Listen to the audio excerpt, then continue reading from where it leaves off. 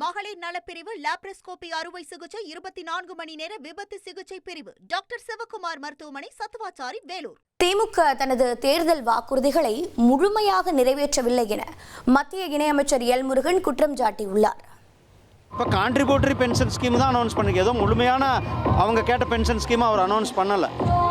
அதாவது அரசு ஊழியர்கள் அவர் என்ன வாக்குறுதி கொடுத்தாரோ அந்த வாக்குறுதி நிறைவேற்ற வேண்டும். அதே மாதிரி துப்புரவு பணியாளர்களை பாருங்கள், டெய்லி அவங்கள குண்டுக்கட்டாக தூக்கி கொண்டு போய் கைது செய்து கொண்டிருக்கிறார் அவர்கள் கோரிக்கையை. அதே போல் 150 நாள் வேலைவாய்ப்பு கொடுக்கணும், 100 நாள் வேலைவாய்ப்பு திட்டத்தை 150 நாள் கொடுக்குறேன்னு சொன்னார். அதை பற்றி கவலையே இல்லை, அதை பற்றி மறந்துட்டார். அதுக்கு போல் நம்மளுடைய பிரதமர் அவர்கள் 125 நாள் விபி ராம்ஜி சட்டத்தை கொண்டு வந்திருக்கிறார். ஆனால் அவரும் செய்யலை. ஆனால் நம்ம செய்கிறத வரவேற்கவும் இல்லை, வரவேற்காமல் அதை எதிர்த்து கொண்டு இருக்கிறார். 24 மணி நேர ஐசியு, பொதுநல மருத்துவம், எலும்பு முறிவு சிகிச்சை, ENT டாக்டர் சிவகுமார் மருத்துவமனை சத்துவாச்சாரி வேலூர்.